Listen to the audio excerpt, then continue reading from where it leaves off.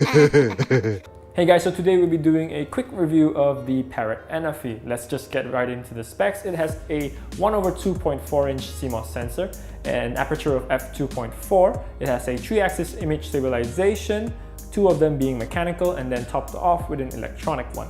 It has a 2.8 times lossless zoom in Full HD and a 1.4 times lossless zoom in 4K. It weighs about 320 grams, which is pretty light for a drone in its class, and it has a maximum flight time of 25 minutes. It can shoot 4K video up to 30 frames per second in UHD and 24 frames per second in Cinema DCI.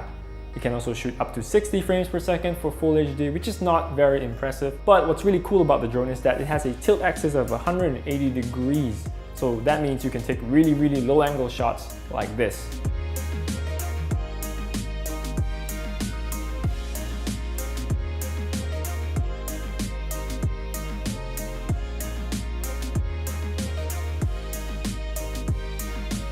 It has pre-programmed flight paths called Smart Dronies. These do 3 types of dolly zoom and boomerangs.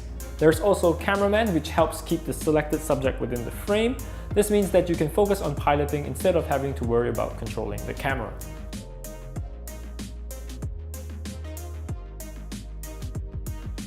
There's also Touch and Fly, which basically allows you to select a point on the map and your drone will automatically fly to the selected point. Then there's also Follow Me and Flight Plan mode, which are pretty self-explanatory, but those two are in-app purchases. So how about the build quality of the Anafi itself?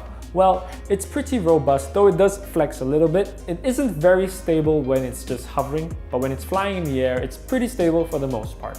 I do have a love and hate relationship with the controller. It is pretty bulky and I can't really tell how much battery I have left unless I connect it to my phone. But what I do like is that the trigger wheels are up and down instead of left and right. This really helps me a lot because sometimes I forget which way is what when zooming in and all. So the controllers having the up and down trigger wheels are very intuitive in my opinion. I love that you can charge the drone and the remote control with a USB Type-C cable with like a power bank or any charger really. This really helps with the portability aspect of it, and I don't have to carry any specific charger, which is great. Also, it's pretty quiet for a drone. It's not very loud when it's flying around. Oh, and one more important thing. This drone doesn't really have any sensors on it, so it's pretty important to keep your line of sight when you're piloting this drone. Overall, I think this is a pretty good drone for travel vlogging and photography for the casual drone enthusiast. It's pretty light and compact, even though it's a little bit long, but it has decent battery life. The app could use a little bit of improvements, but it's pretty plug and play. You don't really run into many issues when you're trying to fly this thing. I didn't run into many issues when I was trying to fly this thing in my short time with it, but let us know what you think in the comment section below. Would you consider the Parrot Anafi?